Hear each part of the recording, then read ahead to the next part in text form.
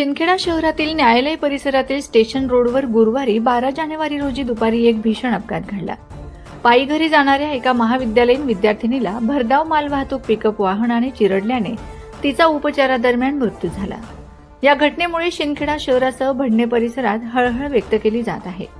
या अपघातात कुमारी प्रियंका रावसाहेब कोळी वय 21 राहणार भडणे तालुका शिंदखेडा हिचा दुर्दैवी मृत्यू झाला.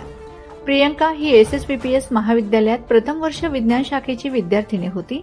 ती दररोज भडणे येथून शिंदखेड्याला शिक्षणासाठी ये-जा करत होती. मिळालेल्या माहितीनुसार गुरुवारी दुपारी महाविद्यालयातून घरी परतत असताना न्यायालय परिसरात फिल्टर पाण्याचे जार वाहून नेणारा छोटा हत्ती मालवाहतूक वाहनाने तिला जोरदार धडक दिली. धडकेनंतर वाहन रस्त्यावर पलटी झाले.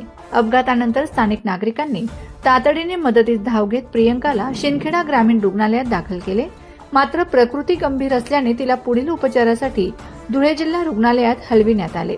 मात्र तेथे दाखल केल्यानंतर डॉक्टरांनी तपासणीअंती तिला मृत घोषित केले. या प्रकरणी शिंदखेडा पोलिसांनी घटनेची नोंद घेतली असून पुढील तपास सुरू आहे.